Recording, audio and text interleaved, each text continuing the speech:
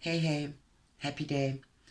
So for a very long time, I've been trying to understand the best way to present the concept of being selfish, but in such a manner that it serves the greatest good of all, rather than a narcissistic approach. So I think I've hit upon the metaphor in order to explain it to you. So before I do that, I want to explain why it's important. And in order to do that, I'm going to share something from something with you that I read earlier today, and it has to do with the current times and about a time for transformation. And it says, world events and changes appear to be happening at lightning speed. We are in constant contact with news and crisis situations around the world. We are also impacting the world by who we are and what we believe, what we are choosing to be or not to be. Each one's choice truly matters. What can one person do in the face of political turmoil, economic challenge, terrorism, and even weather extremes?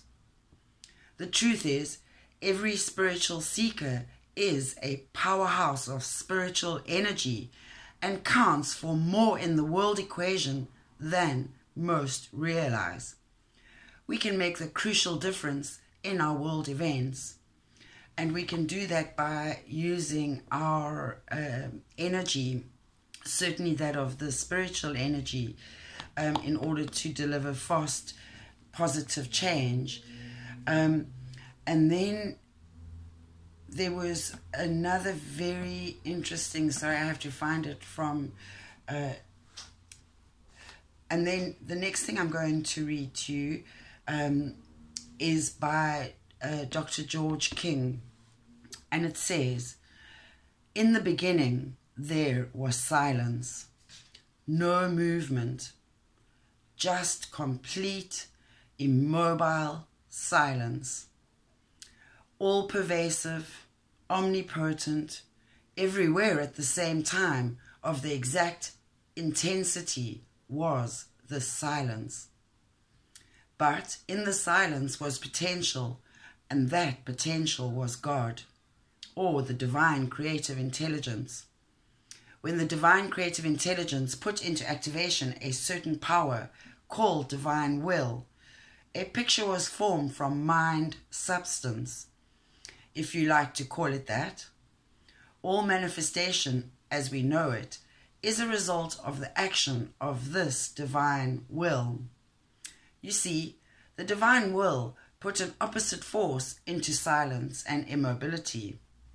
The opposite force, of course, was movement and light and sound and fire, as we call it.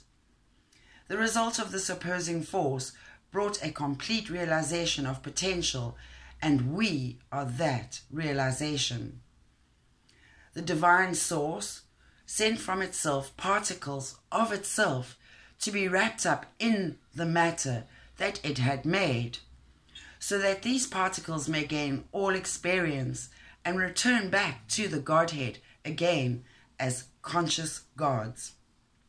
So that is a really good intro into explaining the concept of how you are all important but yet nothing.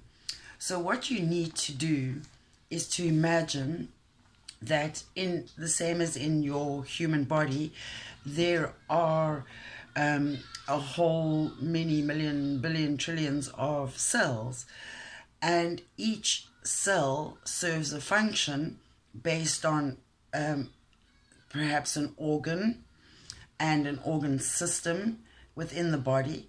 So you get cells making up the heart and the circulatory system and you get cells making up the brain and the nervous system, and you get cells making up your muscles and your skeletal system and your skin. You have muscles making up your lymph system. You have muscles making up various detoxification and elimination systems, kidneys, liver, spleen, etc. You get the point. So here's the idea. What if you were a cell of a sort within God's body?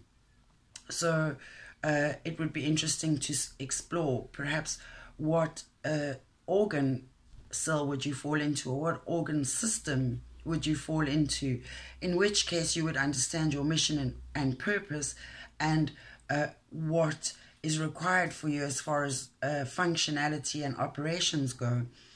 And if you were a heart cell, for example, or a brain cell, you would need to operate within that functionality. You couldn't be, as a heart cell, worrying about what the brain cell is doing, although it will impact you.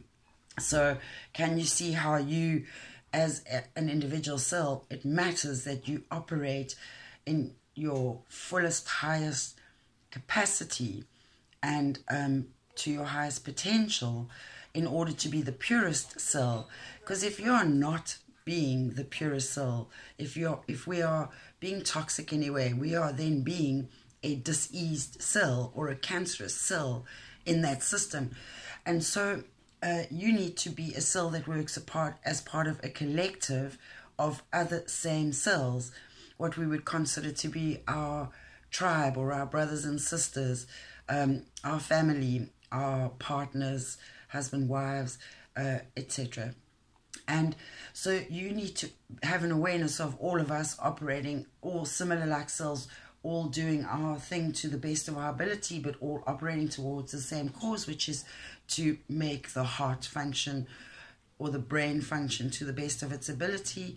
And then we are contributing to the system, and within the system we are then adding in even more cells that play a part in all the processes and functioning, and then that fits into the whole system with other systems.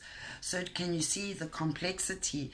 But so how you operate as a cell matters to both your organ and your system. And if you can remember that you're a sacred cell, because you are a cell as part of a sacred being, and collectively their greater operations.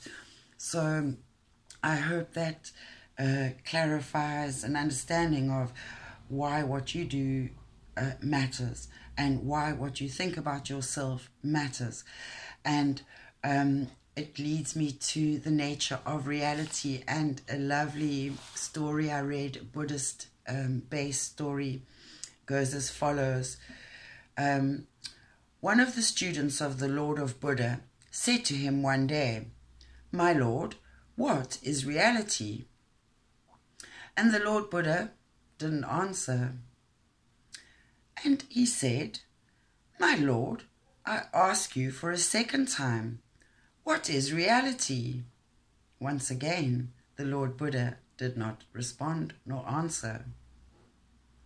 "My Lord," he said, getting a little annoyed, a trifle annoyed, "I ask you for a third time, tell me, what is reality?" And the Lord Buddha said, "I have answered you twice." So with that, in this time of transformation, I think it's really important to be paying attention to the quality of your thoughts and intensifying them with love, not as in the emotion that we know to have in a sexual way or with others, but a God and Christ-like love that is unconditional towards the self and the all. And perhaps another story I should share quickly before I end the video is another Buddhist teaching. It's about a person who yearns for enlightenment. His yearning is so huge. Think about the ocean is the desire, the quantity of his desire for enlightenment that he throws himself into spiritual practice until he's managed to smash the barrier between self and, well, everything else and everything. But that's not his ending. You see, enlightenment, this enlightenment, as powerful as it is, means nothing unmanifested. So he goes back to the village where he starts tending to people. He donates all his things except for his the very necessary things he needs, his clothes, essential items. He donates everything to charity. And in this way, he practices endless kindness.